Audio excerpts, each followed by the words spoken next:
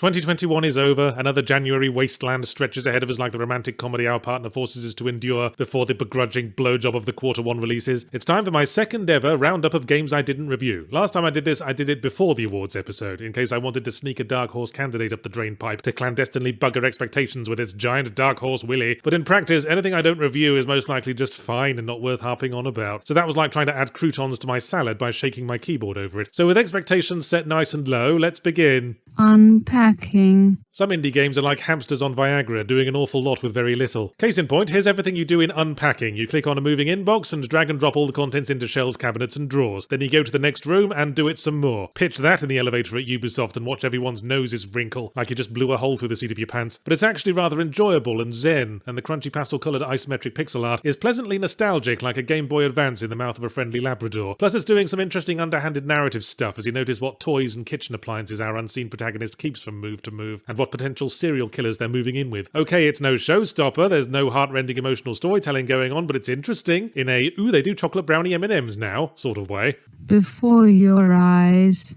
Oh, you're holding out for heart-rending emotional storytelling, are you? Well, here's some. Before Your Eyes is a little snacky experience centered around the gimmick that you have to point a webcam at your face and control the game with blinking. The premise is you're going through the key memories of your protagonist's life, jumping to the next one every time you blink, because you've recently died and your life is literally flashing before your eyes. Title drop, you see? I guess they couldn't have added flashing because people might have expected something else. It is very overtly a gimmick game, but one that's effectively using its gimmick to make a point about how life must move on. You're gonna have to blink at some point, no matter how badly you want to stay in this moment, where you can see down your high school English teacher's blouse, and the story really sneaks up on your feely hole and rams in the emotion cactus. It is awkward to play, because you have to hold your head completely still the whole time, and the software occasionally mistook simple eye movements for blinks, although that might be because I needed to light a few more candles in the murky oubliette in which I dwell, but I'd recommend it to all you daywalkers out there. Haven. I wish I'd noticed this game when it came out, because it's by the developers of Fury, and I liked that game enough I'd let it snog one of my close relatives. One of the ugly ones though, let's not go nuts. Haven is a game about a young couple exploring an alien world together, and it's honestly rather cute. You don't see it much, do you? Two protagonists who are just in a relationship all game, with equal billing and neither being murdered to motivate the other. It's just nice to watch them holding hands as they roller skate across an alien landscape, but then you have to stop roller skating for a JRPG-style random encounter battle that completely kills the flow. Oh, and it's one of those awful hybrid turn-based and real-time systems. Fuck up on fuck up, Haven. I let the survival crafting elements slide because I was sold on the adorable space anime kids, but now you've killed my interest. I very nearly reviewed it as part of a triple bill indie review that I was planning to call the Roller Skating in Space Trilogy.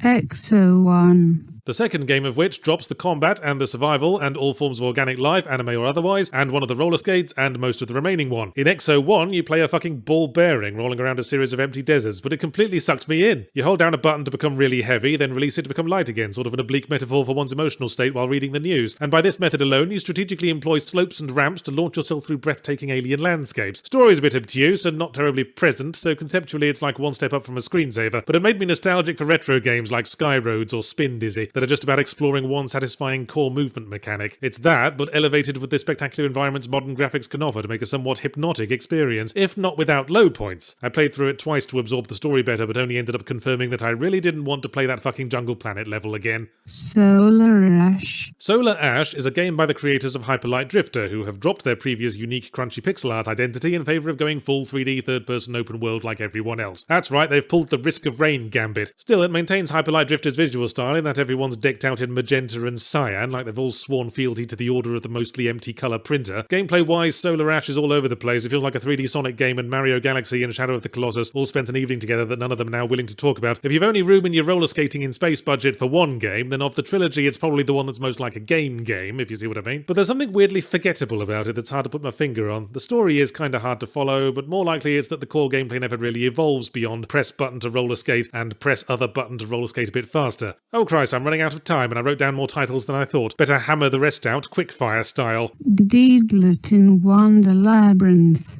A Metroidvania with rather good pixel art, reminiscent of Symphony of the Night, but harder and more visually confusing, and with poorer environment design, and not as good. Apparently it's a spin-off from some long-running Japanese fantasy franchise, so if you're more familiar with that, maybe the story would feel less like you're viewing it through a sheet of frosted glass. Eastward. Cartoon, post-apocalyptic, kind of Zelda-y, kind of Earthbound-y, kind of Lisa the Painful, but not quite as likely to induce suicidal depression-y. Charming enough that it gripped me for a while, but then the plot started to feel like it wasn't going anywhere interesting fast enough, and its grip loosened enough that I made my escape. Moonglow Bay. Like a light farming sim that went all in on the fishing minigame, but where everyone's made of Duplo and kind of look like they're ready to die. Fist Forged in Shadow Torch. Another Metroidvania, it was alright. Chorfs. Also alright. The Ascent. Yeah. Tales of Arise. Anime. Doctor Who Edge of Reality. I did play that, didn't I?